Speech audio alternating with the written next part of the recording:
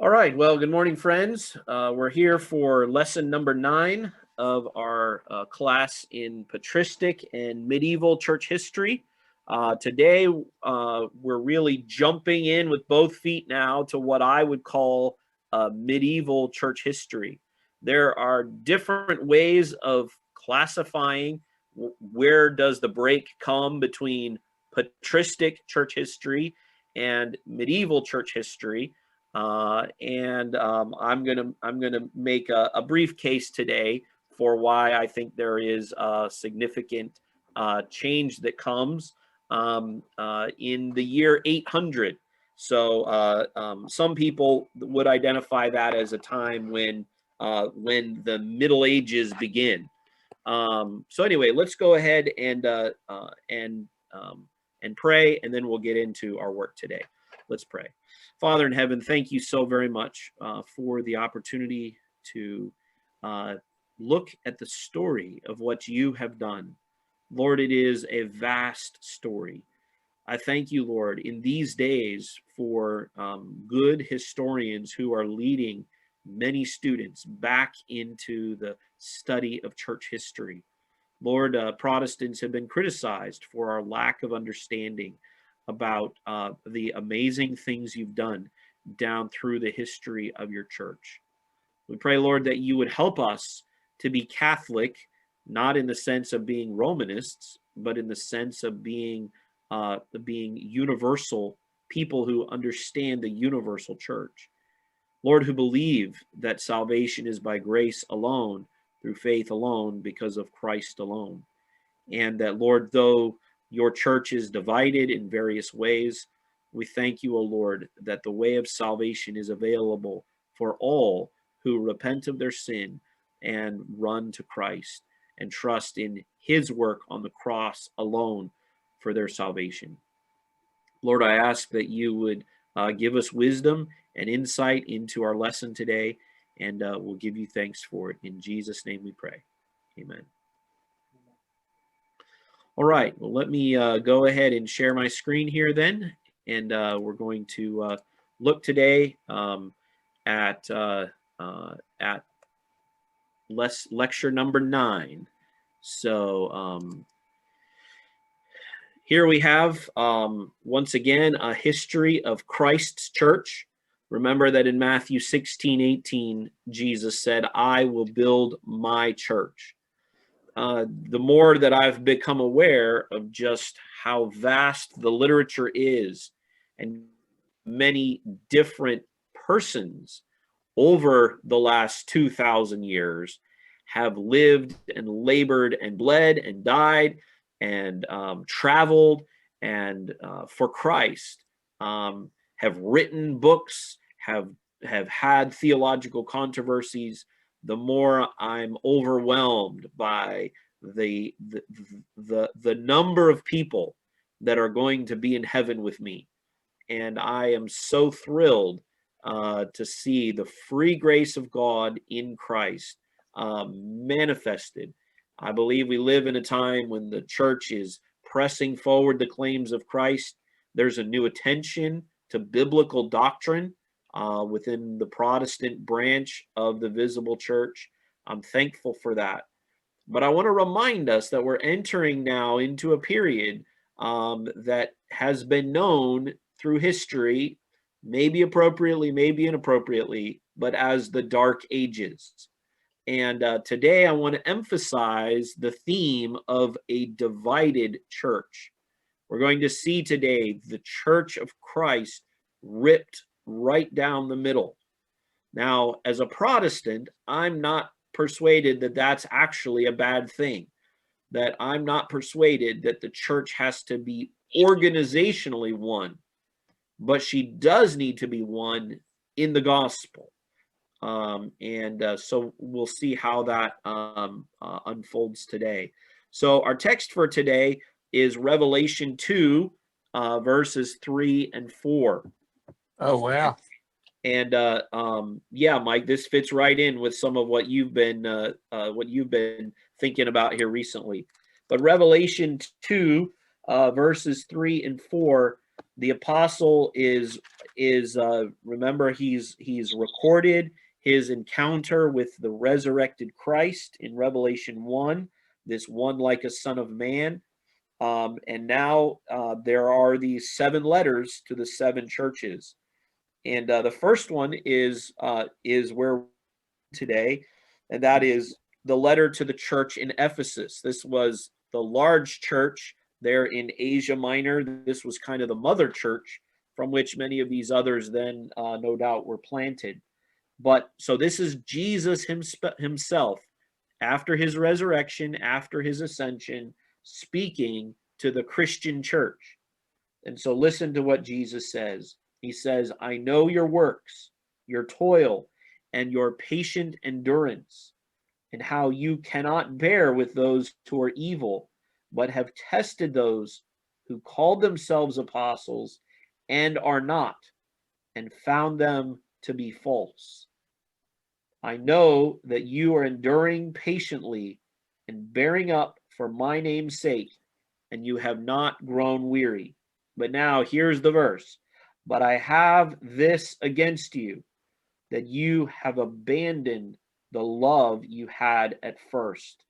Remember, therefore, from where you have fallen, repent and do the works you did at first. If not, I will come to you and remove your lampstand from its place, unless you repent. Hmm. And so this is a very direct, gracious word, but a direct word from the king and head of the church himself. And we need to see here, on one hand, notice that he's encouraging those who are patiently enduring and bearing up for the sake of Christ, and probably speaking here to those who, to the common person, to those who are wearied by all of the struggles and the pains of the church. But nonetheless, he says, you have abandoned the love you had at first. And today, as I mentioned, we're focusing on the division of the church going into what we would call the medieval period. And this really was a time when the church departed from her first love. So today I want to once again take us back. This is a famous painting of the coronation of Charlemagne. And this, I've decided, just in my own study and reflection on church history, this is the date that I choose to separate the patristic church and the medieval church. I'm persuaded that there was significant light, significant truth of the gospel being proclaimed through the church fathers up to this point. There were many struggles, many trials. We've witnessed the breakup of the Roman Empire. One of the reasons that I like Charlemagne as a dividing point is that he is really regarded as the first of the holy Roman emperors. And so really the Church of Rome the Empire of Rome comes to an end. Really, it's about a 400-year period of the breakup. But now with the coronation of Charlemagne, we're seeing a whole new unity within the former Roman Empire. Remember, we've talked about how sometimes the church is dominant, sometimes the state is dominant. And that's a very important thing, I'm persuaded, for us to be thinking about today, is what is the realm, the duty of the church in society. We have the power of the keys of the kingdom to proclaim with authority the gospel of Jesus. The state has the power of the sword. And you'll notice here, Charlemagne is holding in his right hand a mighty sword. And he is a warrior, and he spends much of his life at war. But another thing to notice in this picture is the grandeur, the opulence of both the church and the state. Notice the royal attire of Charlemagne as he kneels on this plush pillow. But notice also the opulence of the Pope at this point. Is this man a pastor? Is he a shepherd? Or is he a king? Notice that he has a crown that looks almost identical to Charlemagne's crown upon his head. And one of the things that characterizes this period of the church is that more and more there was a stratification of society, and there were a few elites at the top who ran things. And in fact, one of the things we're going to see today is that there was a system put in place that almost guaranteed continual warfare during the medieval period. So if we begin our discussion of medieval church history in 800 AD, then one of the major events that takes place just within a little over 200 years from that time is what's known as the Great Schism. This is the division almost right down the middle of the one church of Jesus Christ. Now, as we talk about this, I want to be clear today that there never was everybody in the whole empire believing the same thing. There were always divisions, there were always heresies, but in a unique and powerful way, the schism of 1054 really divides the former Roman Empire almost exactly in half.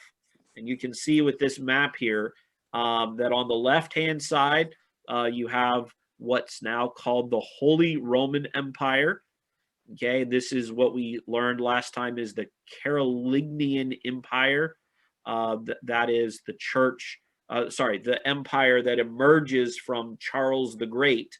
So there's some level at the beginning of political unity, at least in Central Europe, and that it is the Roman Catholic Church governed from the very southern part of the empire, that is from Rome, that emerges as the dominant force and really will shape Central and Western Europe now clear up to the time of the Reformation. This is really the area that I've studied more and more comfortable teaching. I don't know nearly as much, and I want to say very clearly about the Byzantine Empire. Byzantium is down here in Anatolia, and this region right around here is known as Byzantium. And so the Byzantine Empire is the eastern part of the Roman Empire. And they are battling mightily against the Muslims as they come up from the south, and so need to grapple with that as they're as at one point they actually surround Constantinople, and so there's a lot of battle down in this part of the world as the Turks or the Muslim armies, the Caliphate is trying to expand up into this area to the north, toward their north. So the question that I want us to wrestle with today is, why did the church divide in this way? In the year 1054, the Church of Jesus Christ was formally and forever divided. This divide still has not been healed, even in the 21st century. The Pope of Rome sent his messenger to lay a decree of excommunication upon the altar of Saint Sophia. So remember, the center of the Roman Catholic, of the Holy Roman Empire, is the Roman See, or the Roman throne of the Pope, and the head of the Eastern Orthodox Church is here in Constantinople.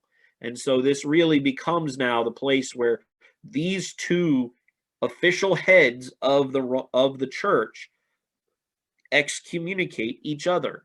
So the Pope of Rome sent his messenger to lay upon the altar of Saint Sophia Church in Constantinople a decree of excommunication. In retaliation, the Patriarch of the East issued his own decree excommunicating the Rome, and the churches submitting to the Pope. In this way, the Greek eastern part of the church and the Latin western part of the church separated from each other. Now, the question is why? And we don't have time to go into this in detail today, but I do want you to be aware that issues that are still very much with us today were huge issues back in this time.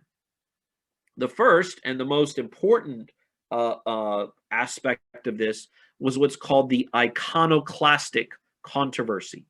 Now, when you hear that word iconoclastic or iconoclasm,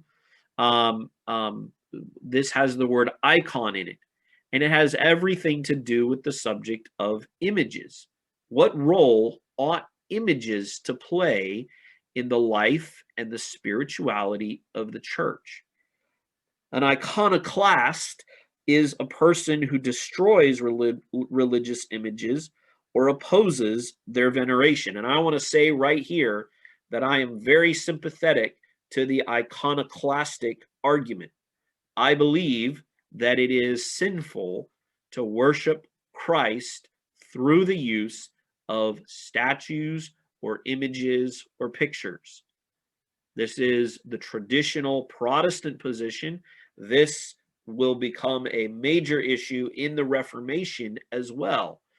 And so an iconoclast is someone who wants to destroy the statues or the images, thinks they should not be used. They oppose them. And then there's an iconodule, and I don't know all of the origin of this word, but an iconodule is someone who believes that we ought to use statues and icons and images and pictures in worship.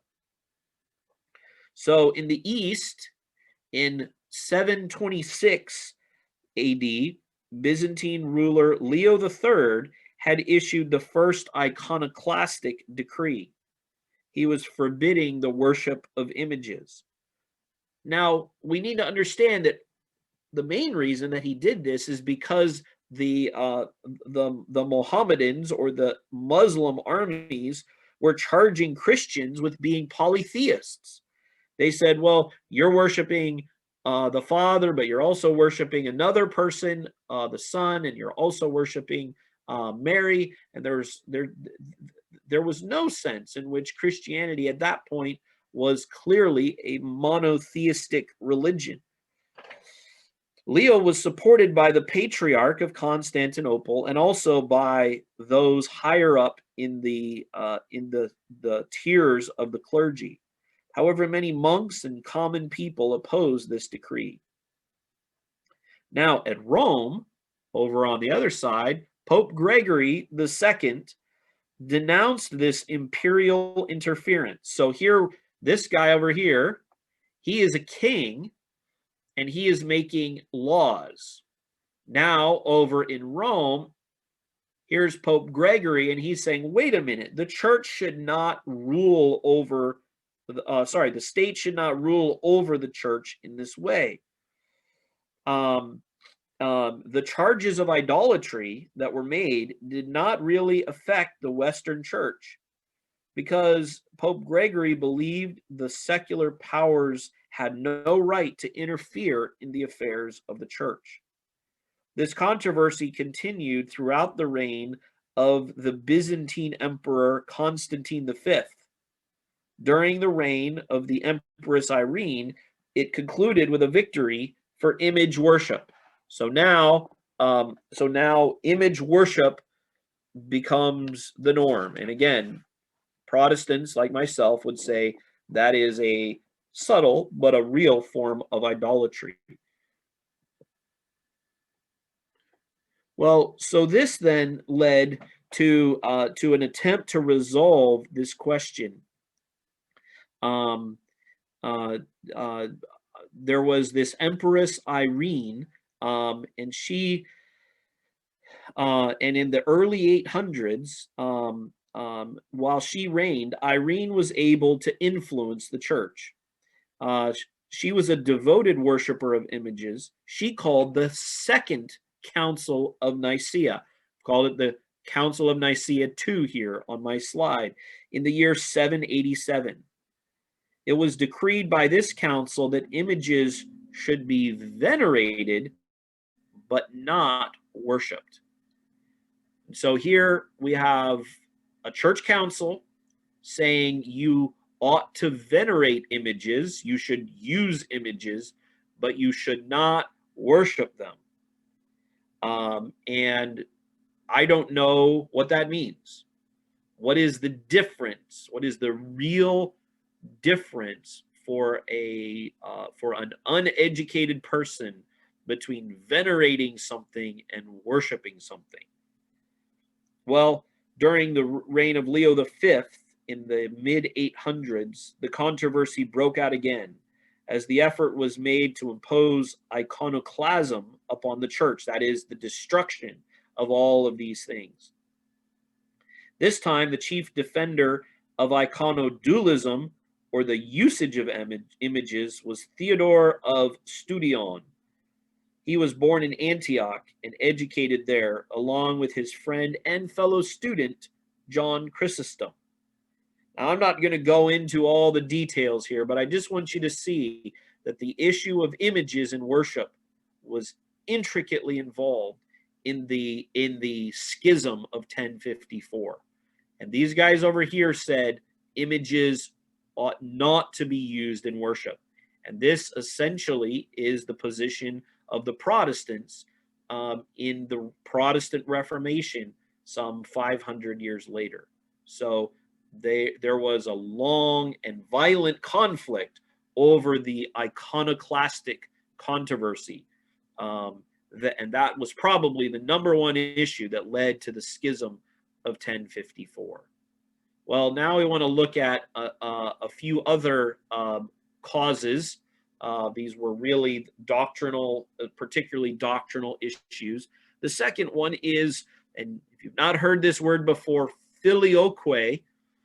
Filioque is a reference to a specific clause in the Nicene Creed. Now, we just talked about the Second Creed of Nicaea in 787, but this is a reference clear back hundreds and hundreds of years to the First Council of Nicaea and the Nicene Creed that is spoken of. That creed had been so foundational to patristic Christianity. And basically, this whole thing turns over a prepositional phrase. So there was one group, and so the issue was, should the Nicene Creed, in describing the Holy Spirit's proceeding, assert that he proceeds, and now here's the options, from the Father through the Son, or from the Father and the Son? Now, I want to make this really simple, and it gets very complicated, but it has to do with, does the Spirit proceed from the Father and the Son in the same way, or does the Spirit proceed from the Father through the Son in a different way? And basically, the best way I can illustrate this is using my little triangles here. So you see the first one, first option, from the Father through the Son. So basically, the Father would be up here in a unique position, no one equal to him. And then he would send the Son, and he would send the Spirit. Now, those who held this position, this would be the Eastern Empire, they would say, well, the Father sent the Spirit through the means of the Son. So the Father, through the Son, sent the Spirit. They would be okay with that. But what they're not content with is if you flip the triangle. Okay, so notice this looks kind of, these are just flipping the triangle upside down. From the Father through the Son proceeds the Spirit, or this is the position of the Roman Catholic Church, from the Father and the Son proceeds the Spirit. And this, for reasons that we don't have time to get into, this was a huge controversy that consumed the church that really had to do with, brothers, the nature of the Trinity itself. This was yet another time when Christianity was forced to wrestle and think through um, um, uh, the doctrine of the Holy Trinity. Now we confess today that the Father and the Son and the Spirit are equal in power and glory. And so I think that this shape of the triangle really goes away when we understand that the Father and the Son and the Spirit are equal in power and glory, that their relations are eternal, and that that worship is due to all three persons of the Godhead. But essentially, what was at issue here was some were saying, well, the Father is more dominant than the Son. You should know that even today there's a controversy that's swirling in Protestantism here in the United States called the eternal subordination of the Son, or ESS for short. And this has everything to do with, does the Son in his essence, is the Son in his essence subordinate to the Father? And I believe the answer is no. What was that? I had to sign off. My daughter called me. Oh, okay, good. Well, welcome I'm back. back now. Glad you're here. Really interesting. I didn't know any of this. Okay.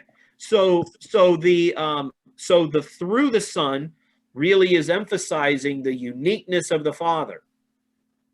The position, and this is what most all Protestants would hold, is that the Father and the Son are both sending the Spirit.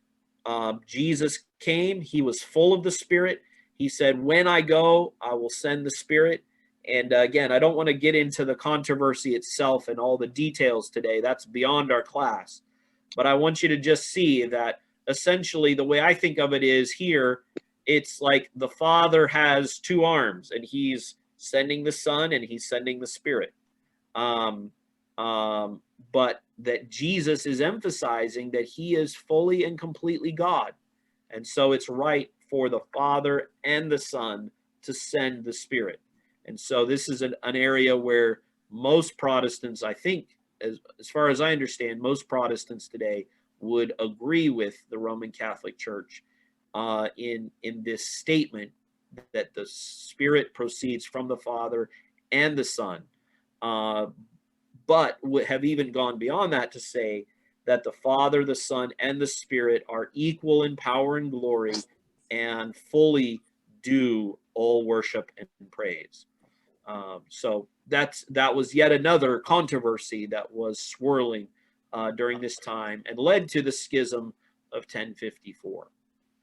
Then the other three I want to just mention briefly, because there was no sharp definition of the boundaries of the territories to be ruled by Rome and Constantinople, there were frequent struggles over church administration of border areas.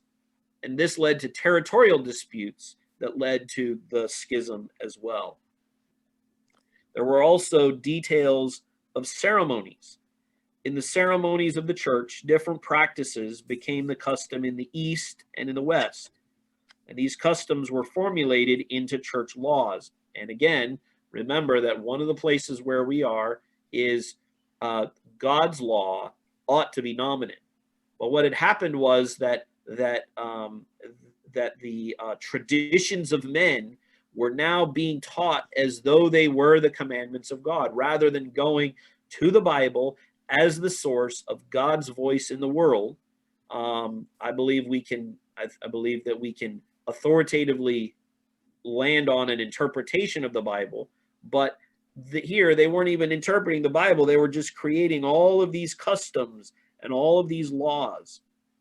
For example, the marriage of priests became forbidden in the Western Church, while they were and still are today sanctioned in the East. In the Western Church, the adoration of statues was practiced, while the Greek churches embraced pictures as well as statues. In the communion service of the Western churches, the unleavened bread was used, while the common bread was used in the Greek communion. These and many other details of ceremonies were also a reason for this great schism of 1054. And then finally, the question of political relations. In the East, that is, in the Eastern Orthodox Church, there was no real concern with being subservient to the emperor. They were content to have the emperor have the state over the church. While in the West, the church insisted upon independence from the state and the right of moral supervision of rulers of state. And so the Roman Catholic Church was much more structured, and it insisted that it was able to oversee and to speak and to have authority even over the leaders of the various kingdoms and the various countries. And that will become important as we continue on in the medieval period. All right, so this, I think, gives us some good background in terms of what were the issues that were just convulsing the church during this time. All right, but another thing that was at work in this time was a principle called asceticism. And this is in chapter 13 of A Glorious Institution. Asceticism, or also called monasticism. And I want you to look at this man here. This man is a godly Christian man. He lives in one of the cities of in the Mediterranean world. But he has decided that in order to follow Christ, he needs to renounce all worldly possessions. Asceticism is the dedication of one's life as being hidden to God. That is, because of my love for Christ, I must leave behind the world.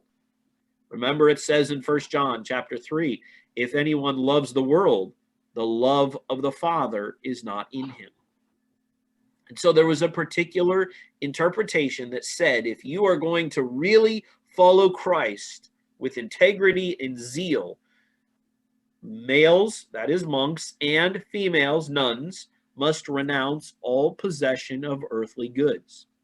They withdrew from, quote, worldly associations. They only drank what was necessary. Many of them ate only bread, very simple meals, and drank only water. Many were very intense and rigorous in fasting. Some of them would go so far as to use a kind of whip, and they would flagellate themselves. That is, zip that whip across their backs until it bled in an effort to destroy impure thoughts. These ascetics did not marry, but rather they devoted themselves to good works. This, quote, godliness profoundly shaped medieval Christianity. And so again, I did a word search. This is no special picture on my part, but I found this picture that I thought encapsulated this question and this wrestling, that in order to follow Jesus, I have to die to the world. We would agree with that. We would believe in that. The Apostle John says, if anyone loves the world, the love of the Father is not in him. Jesus says, no man can serve two masters. Either he will hate the one and love the other, or he'll be devoted to the one and despise the other. You cannot serve God and mammon, that is, the things of this world. And so I want us to feel this wrestling. Now, I believe ultimately that the monastic movement was misplaced. Notice that one of the things they did not follow was the first command given to us in Scripture: be fruitful and multiply, fill the earth and subdue it, have dominion over the fish of the sea and over the birds of the air. And now, in this strain of medieval Christianity, to be truly godly was to withdraw from the world. This was a serious, serious problem. It was to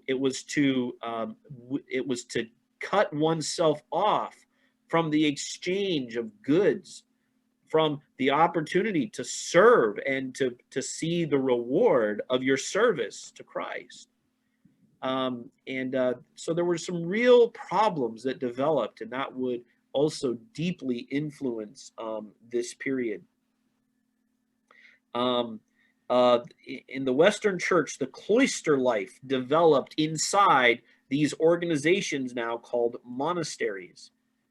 The cloister life is the life that is designed to be hidden in God. To that end, the monks and the nuns renounced all their earthly possessions. The record reveals that the very place, that is the monastery, that was designed to become a sanctuary from sin, instead became a breeding place of debauchery. And there is a well-established record of what went on inside many of these monasteries. It turns out that the monks and the nuns brought their sin with them into the monasteries. And whether this is sexual, or whether this is greediness, or whether it's a desire for opulence, they brought it with them. And so it was almost an overreaction to the opulence of the Vatican, the opulence of the church, and that was going to create problems. All right, so this leads us then to a period, and this is a new area of study for me, and I confess that I don't have a great background in this material. But I want you to see that there was now this well-established, very large monastery that developed in this area called Cluny. This was in, as I recall, kind of east central France, and Cluny became a very important place. This was a center of spiritual preparation, of spiritual zeal. Not all monks and nuns were hypocritical. We need to be clear. There were very sincere and godly monks and nuns in many of these monasteries and these convents. There have always been faithful servants of the Lord who were sincere in their religious zeal. Some of these were Abbot Berno and his immediate successors, who founded this monastery in Cluny in eastern France in 910 AD. And so this is a kind of reconstructed picture of what the monastery in Cluny might have looked like. Reform was needed in part because the monasteries had become a convenient place to promote sexual misconduct. In addition, church leaders abused their spiritual authority over others while enjoying a lavish lifestyle inside the monastery, incompatible with the supposed vows of poverty they had taken. Well, at Cluny, this was a place of integrity. The Benedictine rules of asceticism were diligently enforced, and reforms came about. Over a period of approximately 200 years, what became known as the Cluny Reform movement spread to many other monasteries. Cluny was active in establishing many monasteries across Central Europe. And these became a center of genuine spiritual awakening and of social reform. With these reforms, emphasis was once more placed upon true religion, upon scholarship, and upon the cultivation of the arts. Over 2,000 monastic establishments eventually grew out of the Cluny Reformed effort.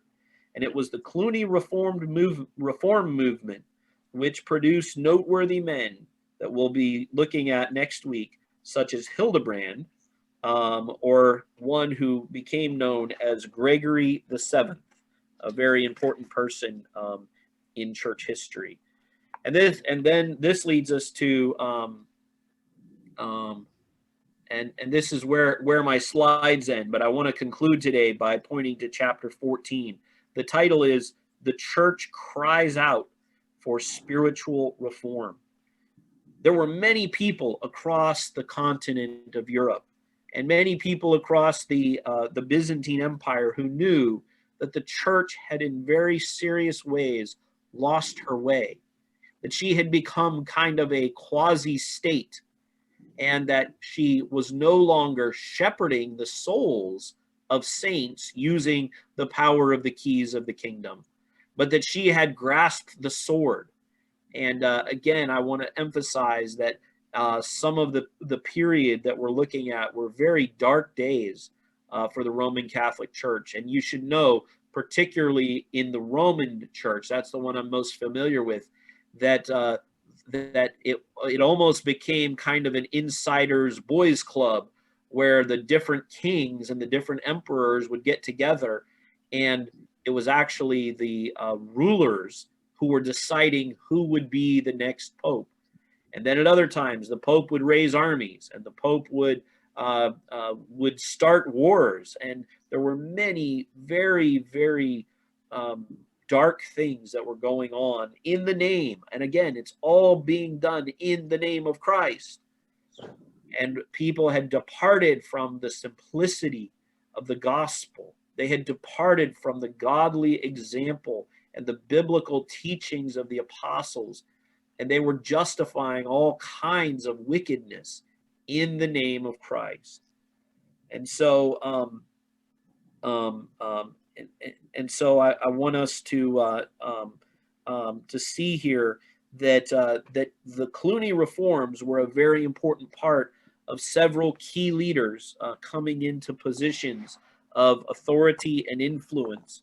There were several reform-minded popes that really began to address some of these things in substantive ways.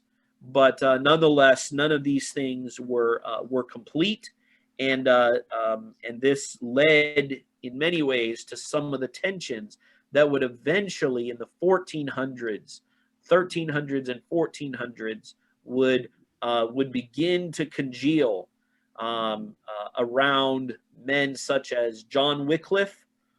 John Wycliffe is someone you ought to know about and study. He's known as the morning star of the Reformation in the 1300s in England. And then another man by the name of John Huss in Bohemia in the 1400s. And this was the man that really was an inspiration to one that we've all come to know quite well, that is Martin Luther in the region of Germany. And on October 31st, 1517, he's the one who nailed his 95 Theses to the door of the church in Wittenberg. And that, I believe, is a pretty clear kind of historical watershed moment when a reform movement begins that winds up gripping many of the nations of Europe. I want to be the first one to say, so we will return to the Middle Ages tomorrow, and I want to do a little bit more with that, but want us to also be aware that that in some ways the Reformation was just another reform movement. There had been reform movements, numerous ones of them. I'm most familiar with the Cluny reforms, although I don't know very much about it. But it's helped me to see that there were efforts underway for many, many years to bring the church back to a biblical foundation. In this sense, Martin Luther was not doing anything novel. In this sense, the various documents that began to be written were nothing novel. but rather it was finally something successful. The Cluny reforms lasted for a period of about 200 years and then petered out as a result of that. So I want us to just be aware of some of these things. But in there's one pope that grew out of the Cluny Reform movement that I wanted you to be aware of, and that is Pope um, um, um, uh, Pope. Well, he's known as Hildebrand. He eventually becomes Pope, but Hildebrand was successful in bringing about church reform. He had he had at its root, and the thing that he really pressed for was a new method for electing the popes. This significantly strengthened the independence of the papacy. The new process was introduced after the papal administration of Nicholas II, and it was formulated at the Second Lateran Council. So in 1059 AD, the Second Lateran Council established a way for the new pope to be selected not by rulers, not by secular rulers, but by the bishops of the church themselves. And there were strict rules that were in place about how one could become a bishop. There was really an effort to separate church and state from one another. Um, it was decided that the power of the election was to rest with the cardinals, who also held the title of bishop. The intent of this method was to remove the election of the popes, and thus the control of the papacy, out of the hands of the Italian nobility, out of the hands of the emperors, and out of the hands of other religious leaders who were not reform-minded. Predictably, the bishops in Germany and in Lombardy and the nobility of Italy and select government rulers did not like this new method. Thus, it would be challenged on all sides. And so that really then describes a lot of the turmoil in the 1000s, 1100s, 1200s that would kind of embroil the church, as now the church-state relations were really thrown into turmoil. And we'll look next week some more at how that turmoil was manifested. But but I think we'll conclude our lecture here today, and let me close us in a word of prayer. Father in heaven, thank you so very much for the ways that you reign over the history of the church. Lord, there's a reason today that these are known as the Dark Ages, because, Lord, your people, there were many godly people, but there were many also who departed from the clear teachings of Scripture. They departed from the glorious gospel of the salvation that comes through faith in Jesus Christ. And Lord, it became a religion of works. It became a religion of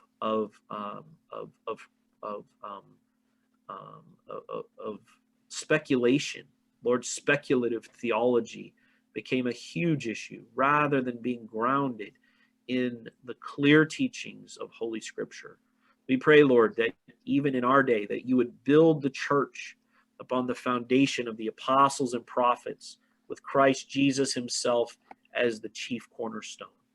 Lord, we pray that you would help us to think carefully and deeply about the right relationship between the church and the state. Lord, as our Reformed Presbyterian confession states, and as the vows that I've taken state, that we believe that church and state are separate and distinct institutions, both under Christ. And Lord, we pray that there might be those who are godly Christians who would step into positions of leadership, would labor in those positions of leadership in order to help all to see that that the way forward The way of godliness is not through the domination of little people, but through the government itself submitting to the rule and reign of Jesus Christ at the right hand of the Father. Lord, I pray that you would help us to repent of the multiculturalism that has inhabited the West. Lord, I pray for those in South Asia as, Lord, they face and feel the political domination of Islam in so many, many ways. I pray, Lord, that it truly would be a way of peace, and that, Lord, all across those countries, that there would be a breaking out of religious liberty. Lord, I thank you that the brothers in Pakistan can point right to the Pakistani flag and say, see that white stripe there? That represents the minorities in Pakistan. I pray, Lord, that they would have equal rights. I pray that, Lord, they could stand before the courts in confidence that their rights to worship and serve King Jesus would be respected even in Islamic countries. I pray, Lord, for the repeal of those blasphemy laws that are written right into the federal statutes and ultimately right into the Constitution of the Islamic Republic of Pakistan. I pray, Lord, that you would grow your church. I pray, Lord, that the gospel would be proclaimed. And Lord, that you would help the church to not fret and worry about trying to be the government. Lord, that we would use the power of the keys. That, Lord, we would discipline those who, within the church, who name the name of Christ, who are living disobedient lives. That, Lord, the greatest power that the church has is to excommunicate people from its midst who are living in persistent rebellion against Christ and against his shepherds, duly appointed shepherds. Lord, we pray that you would give us wisdom as we seek to live for Christ in the midst of a crooked and perverse generation. Lord, you tell us that we are designed to shine as lights in the world. Thank you, Lord, as we think about this period of the dark ages, that, Lord, you had prophesied clear back with regard to the coming of Christ, that the people sitting in darkness would see a great light, that those sitting in the gloom of death, on them a light has dawned. And Lord, we thank you for that light of the gospel that came with Jesus Christ. We thank you that that light shines brightly today. And we pray, Lord, that you would help us to be a part of the shining of that light, that, Lord, the nations might come bowing to Christ and finding refuge in him. And Lord, that there might be peace among all the nations of the earth through the reign of Jesus Christ. We pray in his name. Amen.